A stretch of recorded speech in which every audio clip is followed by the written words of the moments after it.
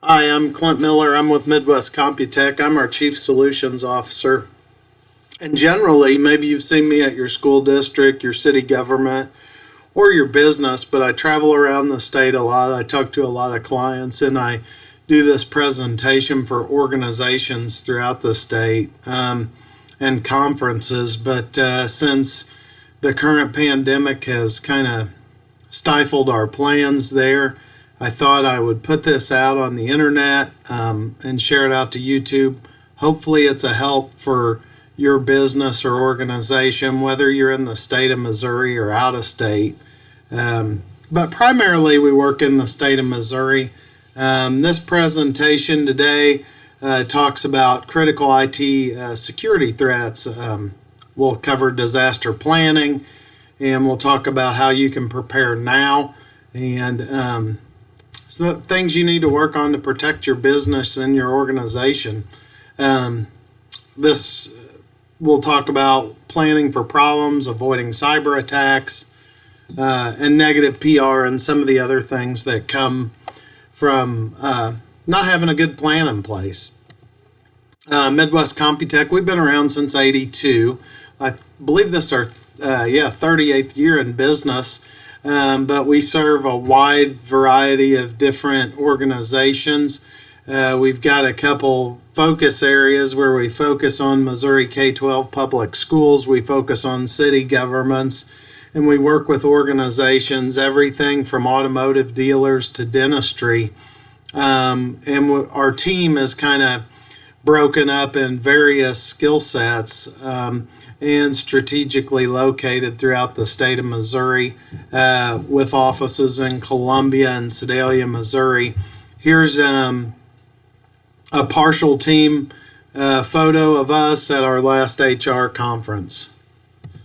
Today we're going to cover 7 critical IT security threats. We'll talk about disaster planning, and we'll help you with a checklist or some slides that could help your business. We'll talk about the current pandemic and some planning that you might want to do, and we'll talk about future challenges. We'll talk about the facts of what's happening in cybercrime and how criminals are crippling organizations. 3 steps to protect your organization as well, and we'll cover that at the end.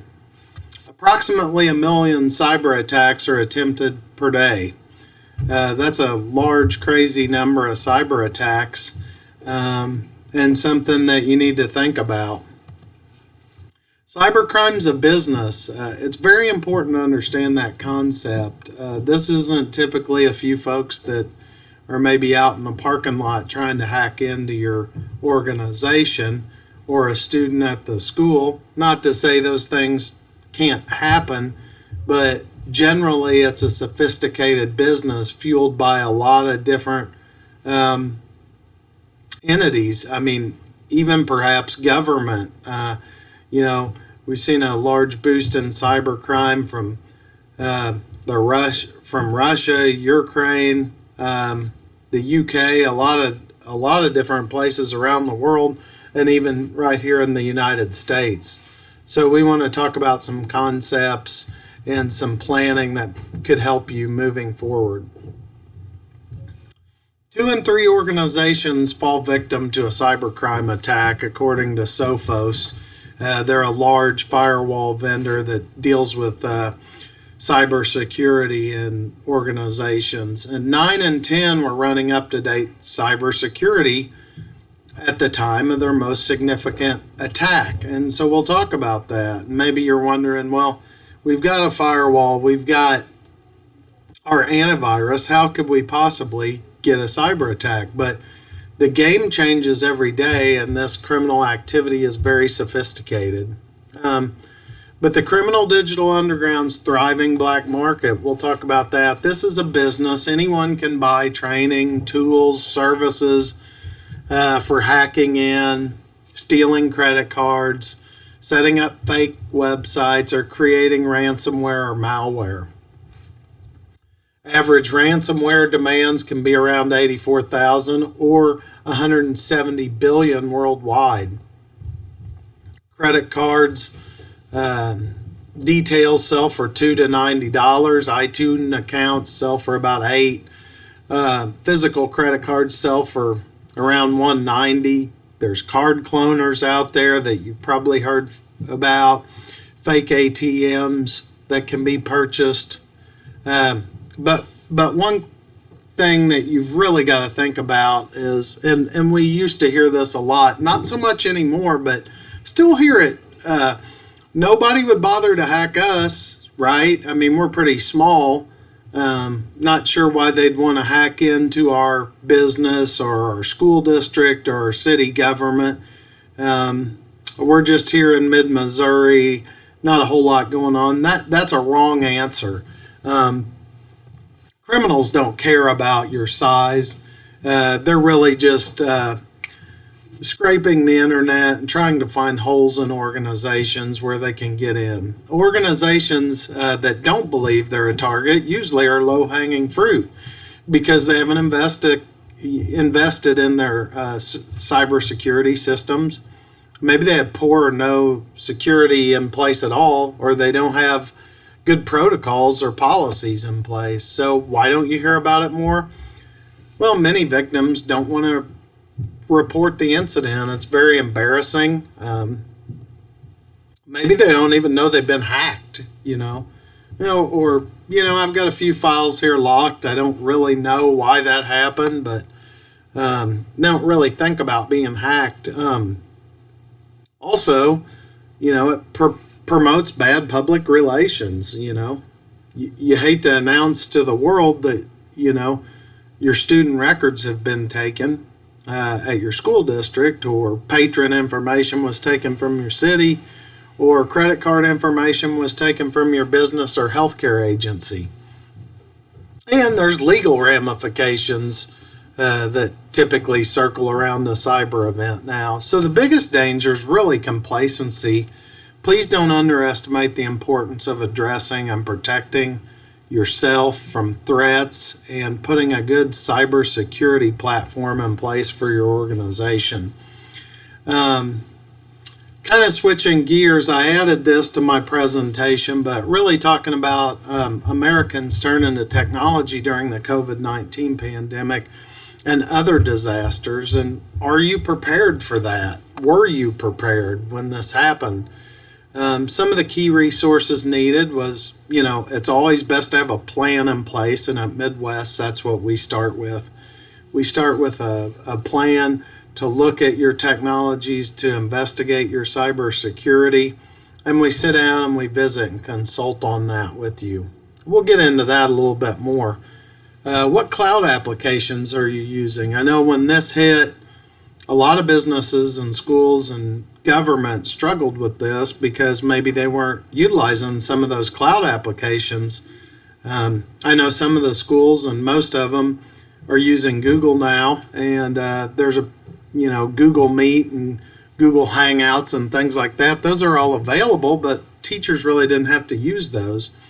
A lot of businesses maybe are already using Microsoft Office products or have 365 in place, but they don't know how to use Microsoft Teams, which is an incredibly powerful tool to host virtual meetings, to do video conferencing, to chat with your team, to even make phone calls internally with your team. And we use it kind of nonstop at our office.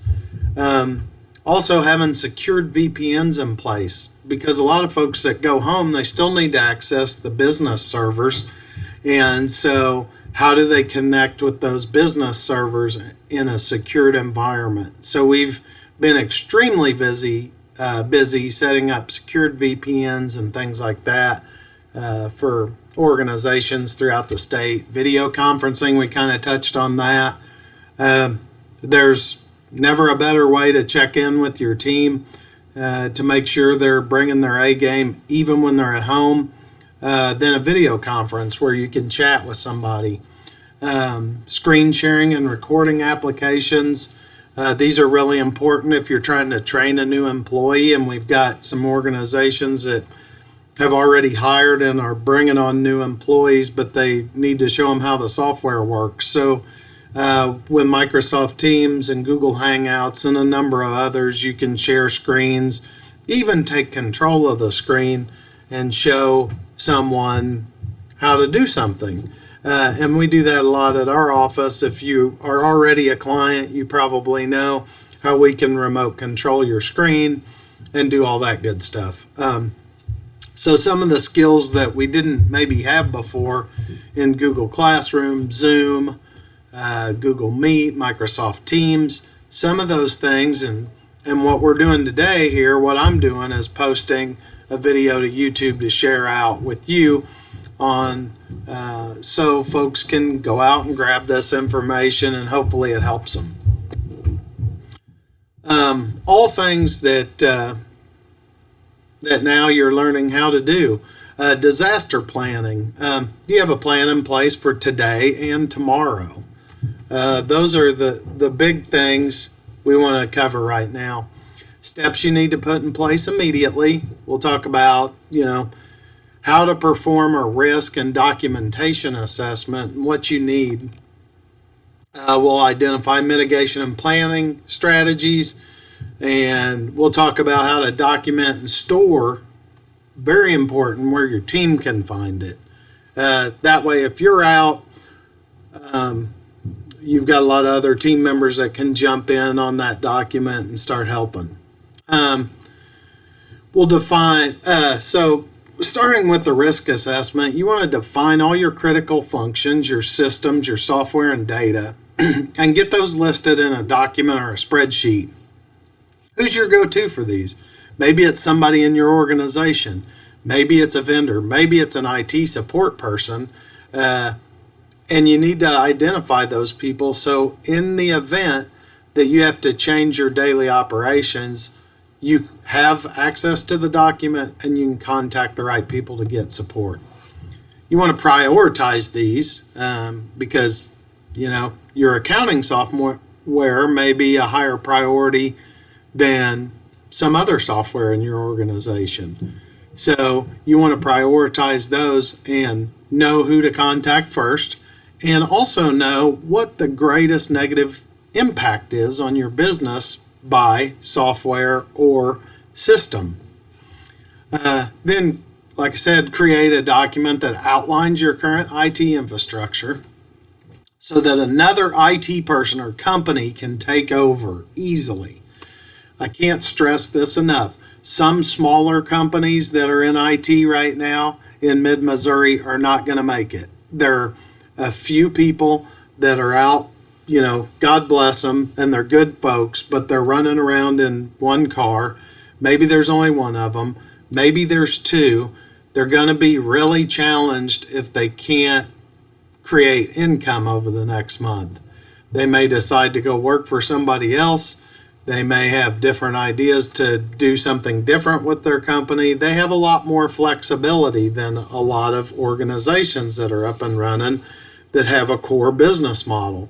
And with us, we're built to last. We're going to be around for you. This is, we feel, is a bump in the road, but we're going to get through it. We're looking at it from a positive lens, as positive as you can be. But really make sure that you have that documentation, because if you bring in a new IT person or company or hire somebody new, they're going to need this information. Partner with a third-party IT consultant. We hear a lot of schools, businesses, organizations, governments say, well, we have an IT person, and that's great. We work with a ton of IT people that work specifically for school districts or businesses or city governments throughout the state, and we work right alongside them very, very well. But it's really nice to have a third party. One, it kind of shifts some of that liability over to a third party to really get some outside help and to partner to guide your team through this whole process and talk to you about risk and mitigation planning and all those things. So a good third-party IT consultant company, and we'd be happy to help you with that, can really guide you through that process and really speed it up for you and really ask some thought-provoking questions to your team, maybe things that you haven't thought about. Determine what your recovery time will be in the time of a disaster. How long is it going to take to get up and running to do business? And I think we all kind of got a little shock over the last month of what that really means. Identify all the threats that could potentially disrupt or destroy your operations, and what's the likelihood of those threats happening? What's the likelihood of a tornado, a fire, a pandemic, a massive cybercrime attack? So now we'll get into mitigation and planning strategies. Create IT asset inventory list. It's very important that you have a good overview of your inventory and the functions, the data, the hardware, the systems, the software, how to get in and log into things. What are the passcodes? Where's the hardware located? Identify all potential disasters and threats to these systems and their functions. That's very important. For each mission-critical system or function, brainstorm ways to minimize and avoid or limit the damage done. So think about those and document those things. System backups, when you think about, how do we avoid that? When most folks have been hit with a ransomware attack, if they had great backups in place, they figured out they didn't lose a whole lot of data. But we find a lot of companies only back up their servers. While that's great, things we've discovered in the past is that a lot of end users, and I've probably been guilty of it, and I know folks who are saving things directly to their personal computers. While that's fine and dandy, you could lose everything if it's not saved on something that's backed up like a server. Create a disaster recovery plan. You want to be specific. What could happen? Could a tornado flatten your office, right? Could the city have an evacuation? Could a virus attack happen? What about a pandemic? 2 to 3 months ago, we probably never thought we'd be all working from our house, and a lot of us are worried and concerned, and I totally get it. The reality is we have to keep our businesses going. So really having a plan in place is really very, very critical to you surviving an issue. Identify a recovery plan and a timeline for each function and prioritize these functions in order by what needs to be recovered the fastest and mission critical functions, what was affected. And we can help guide you through that process. Review your current insurance policies. I can't stress this enough. When we see folks that have a ransomware attack and they come to us and find out they really didn't review their insurance policy, you want to have cybercrime insurance right now. Call your insurance company, ask what you need to do to have a good insurance policy in place, and review that policy and understand it on your own. Define your media communication strategy. If your building gets flattened or something, you're a mission critical service out there, you're a school district, you have to have a plan to communicate. I'm a school board president at a local rural school, and I can't stress this enough. I mean, really being able to communicate to your patrons, communicate to the public, communicate to students, communicate to the press and media. It's mission critical, and it's best to have a plan, have a specific email in place, make sure somebody's monitoring it, all that good stuff. Summarize this into a disaster recovery plan and brief the disaster recovery team on the plan. Very important. And then schedule a periodic review and update. This should be a living, breathing document. It's not something that we just work on during the pandemic and then we forget about it from now on. Create a backup strategy. Well, we talked a little bit about system and data backup, but it's very, very key that you're backing up your data and your critical systems. And make sure that you test and validate that strategy and that you truly are getting backed up. We see a lot of companies and users that have their own kind of backup systems when we come in and they say, well, we back everything up, and then we check it and we find out it hasn't been backed up for 6 or 12 months because you're kind of out there thinking, well, we're paying for this. But the reality is you have to test and verify and make sure things continue to work. Define your disaster communication plan. Kind of talked about that already, but everything from the media to your employees to your staff and executives, how are you going to communicate that plan? Discuss the plan with your employees in advance before you have a disaster. Maybe at that professional development meeting that you have annually or your annual HR meeting. Hit the highlights of that plan with your team. How are you going to notify patrons? Maybe certain employees are responsible for certain things. Notifying clients. How are you going to contact your vendors? What services are you paying recurring money on that you need to talk to your people about? Create a document that contains instructions on what to do if a key executive's not available or is deceased.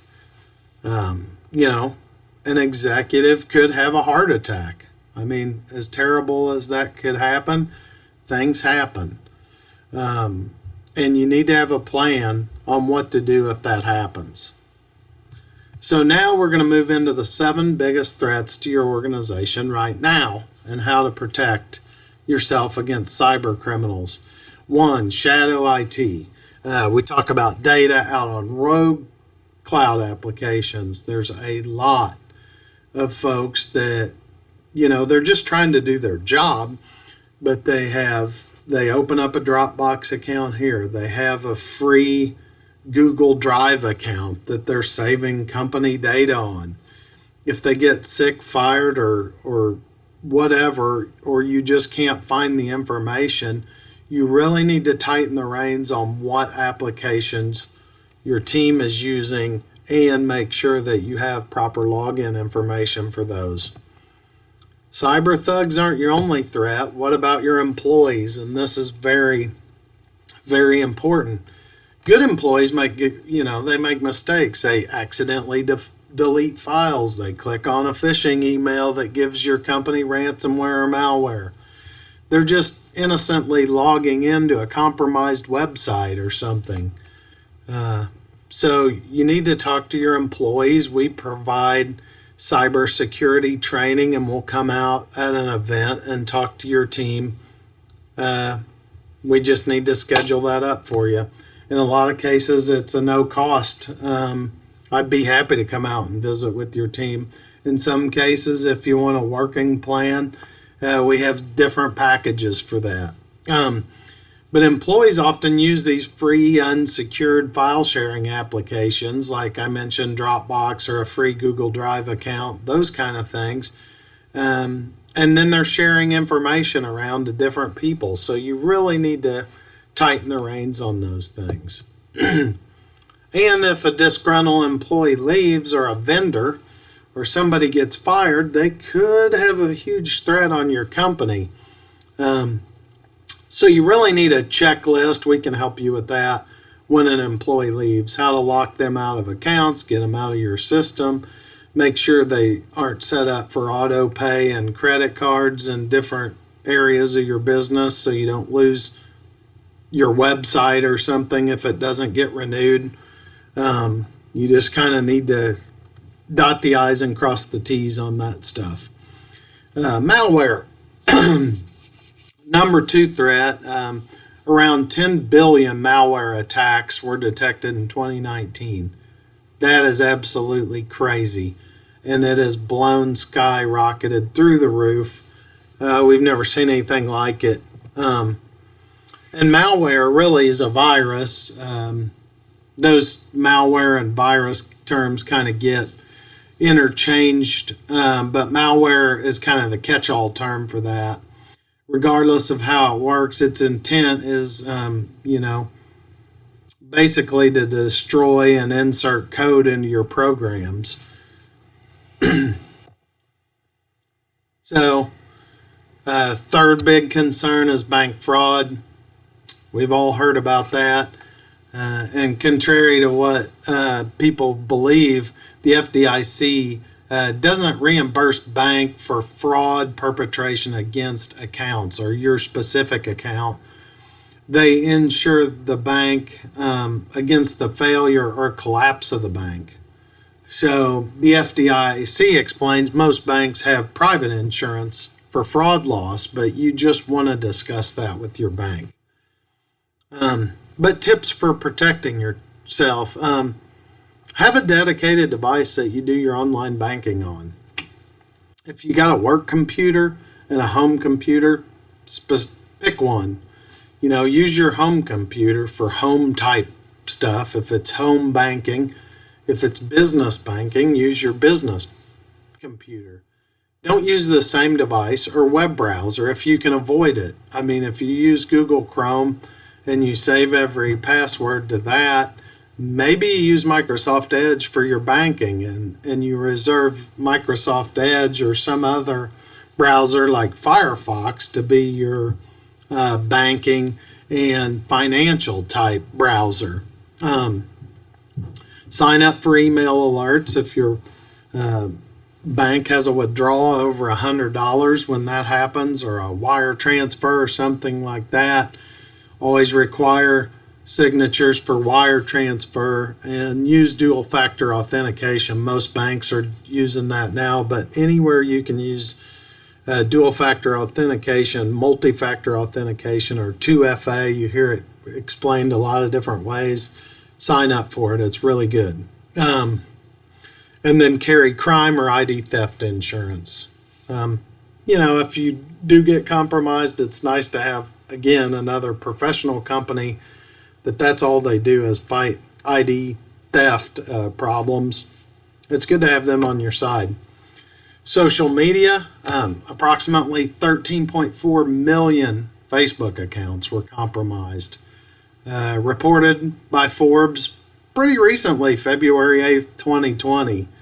So, we probably all have that old social media account. I'm probably even guilty of it, where we've got some old password that's been floating around forever that's used in a couple different places. Go out, get that stuff cleaned up, set up two-factor authentication if you can on it, and update your password. But social media in general in the business world, it just creates a significant loss of productivity. If you're trying to run a business, the last thing you want is your people on Facebook all day.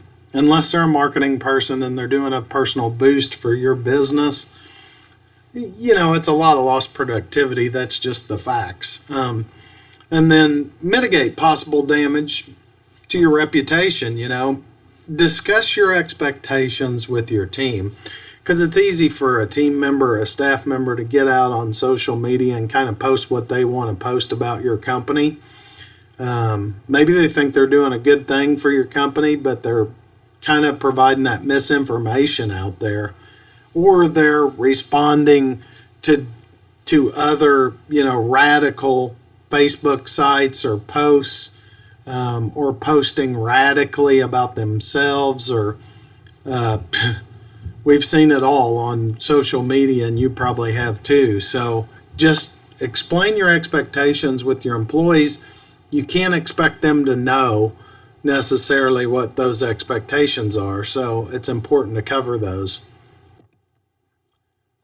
Set your permissions for privacy on your Facebook and Twitter accounts, your LinkedIn, other social media that employees have access to. Just or outsiders have access to. You don't, trust me, you don't want external posts that are bad for your business or your school district or your city. You probably already know that, but there's other ways that patrons and employees and customers can communicate with you. On a live public forum like Facebook, that's probably not the best place to engage other than just informational to those folks. But you don't want to get in an argument or too big of a conversation in those type of social media programs. So disgruntled employees cannot do a lot of damage, as you can see here on the Burger King, that you've got one of the employees standing in the salads, the lettuce they put on your Whopper. So it doesn't really make you want to have a Whopper.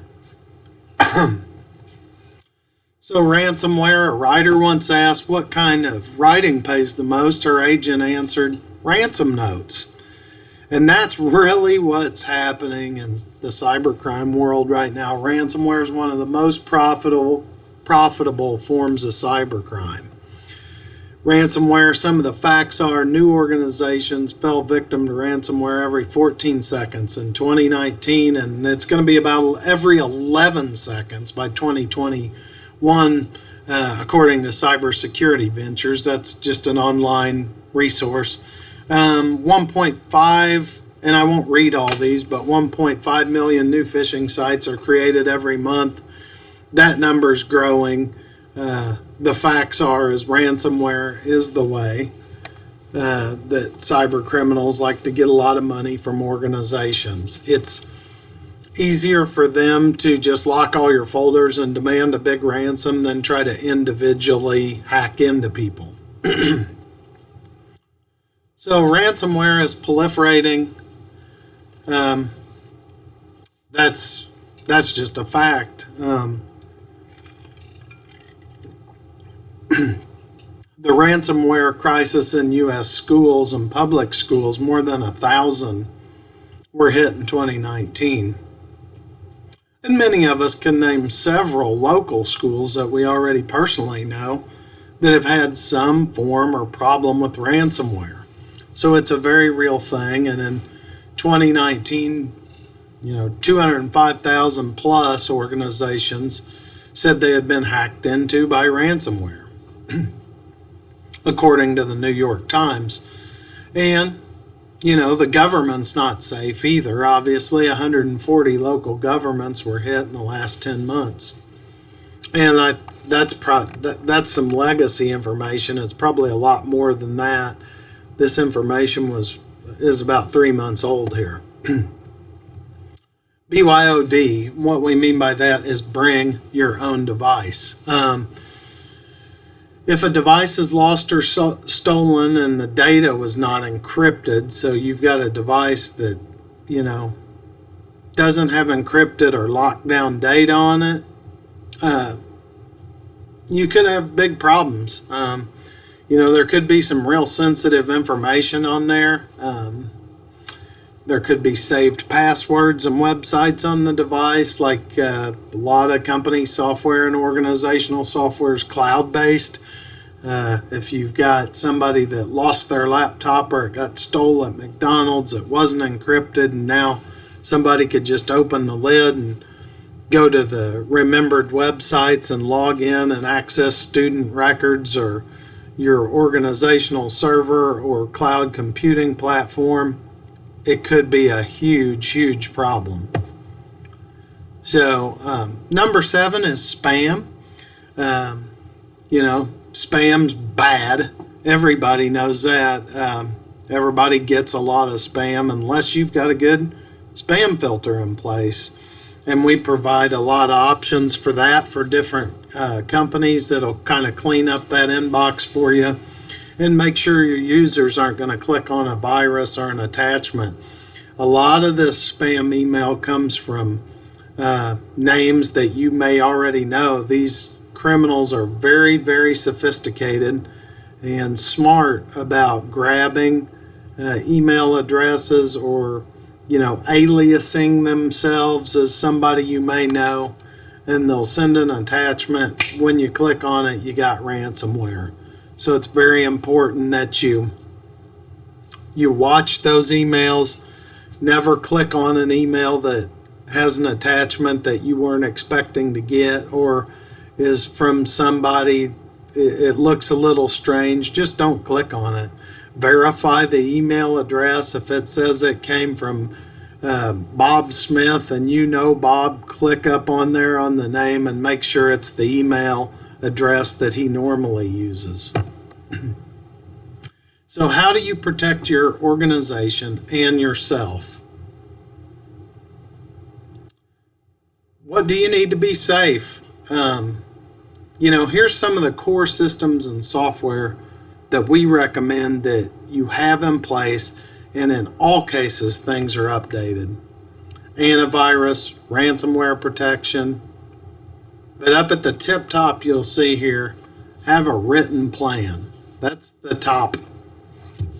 That's at the top of the list. Have a written plan. Have documentation that outlines who, what, where, when, why. Have up-to-date softwares in all cases. All software has to be updated. Typically, if you have antivirus software that's out of date and not updated, you're bound to have a lot of problems with it.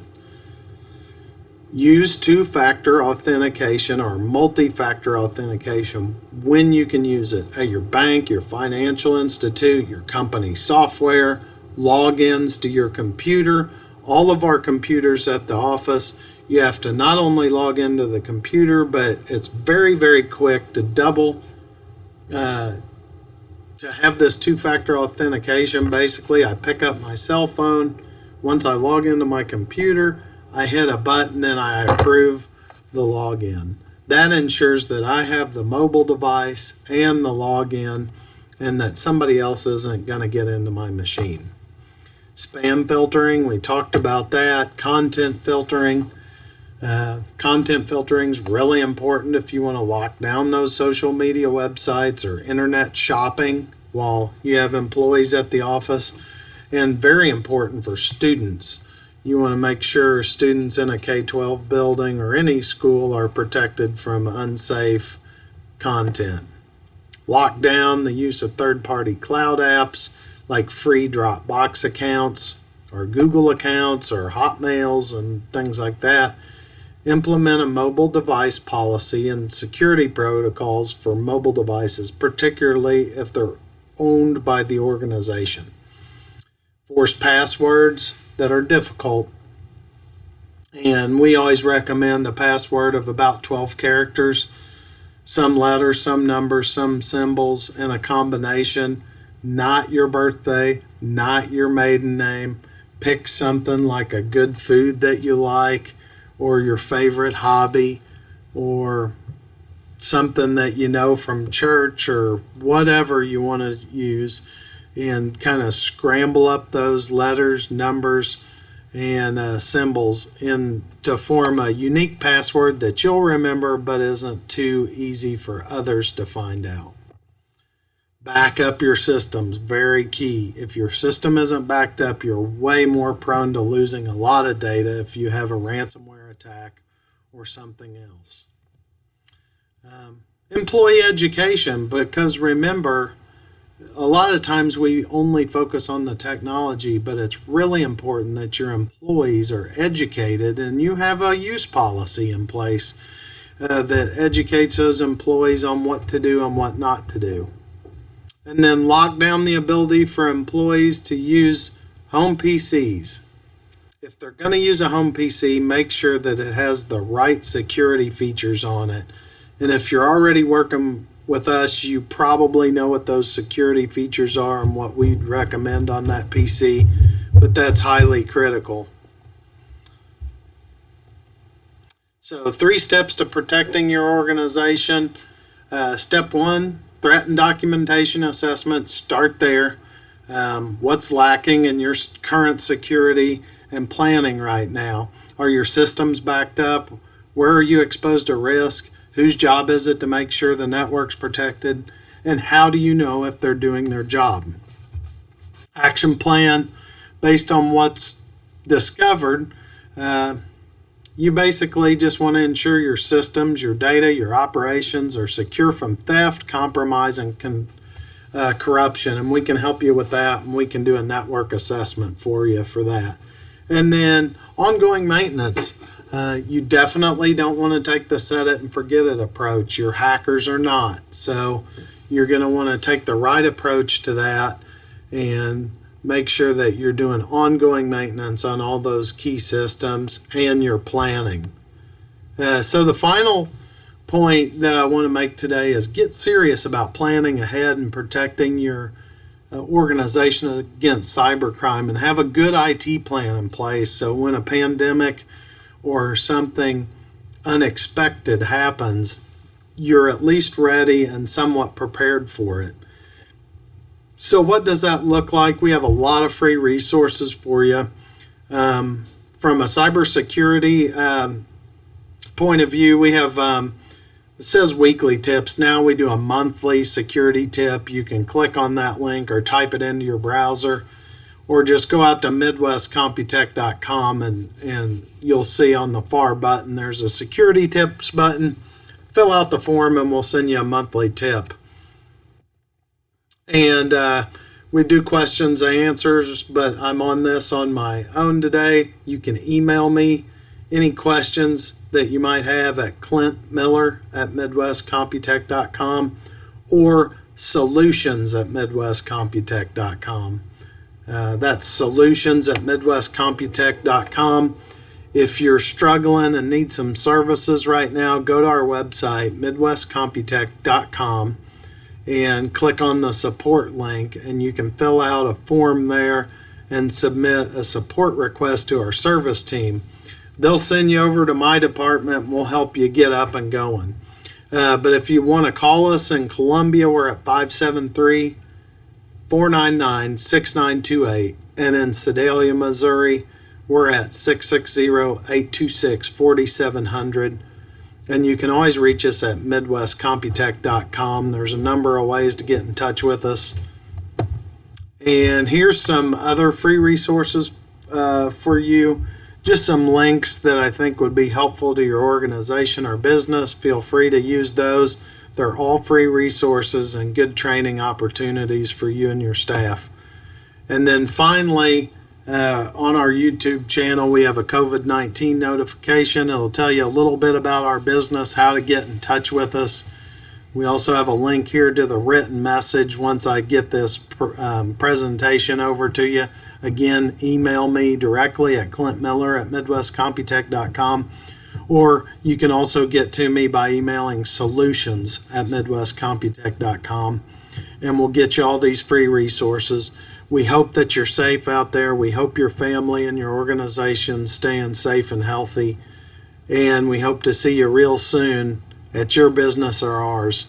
Have a great day.